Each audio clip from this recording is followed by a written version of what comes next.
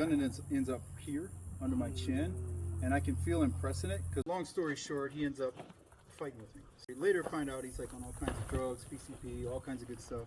They were giving him shots to bring him down, and none of it was working. They're like, we'll give him a shot.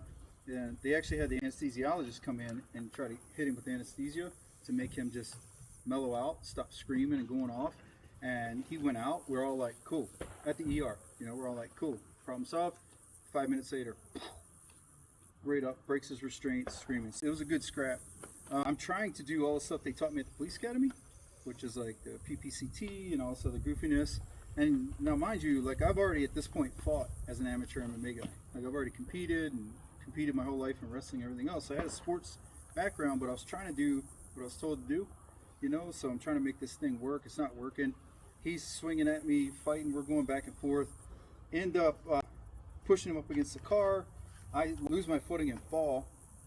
He starts kicking me. I'm trying to get up, and I can't figure out why I can't get up. But it's because I'm stuck under the door, under the car door.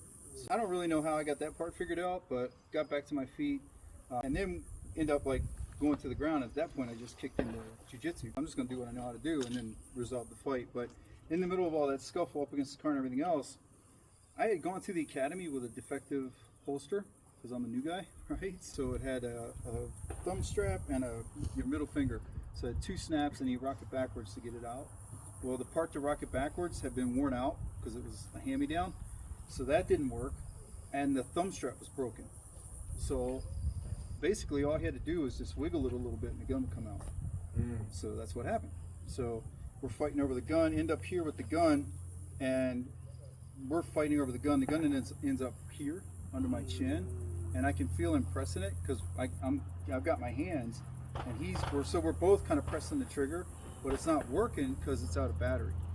Some people later are like, well, why didn't you shoot him? Why didn't you do this? Why didn't you do that? It's because like the gun was out of battery, the gun wasn't working. I get the gun away from him, and then it turns into a really good impact weapon. You know, so it's an interesting set of circumstances to find myself in. Nothing at the academy prepared me for it. It was just bizarre circumstance to try to scrap with somebody, and especially fight over a gun. You know, which I never intended to introduce the gun to the fray. My holster did it for me.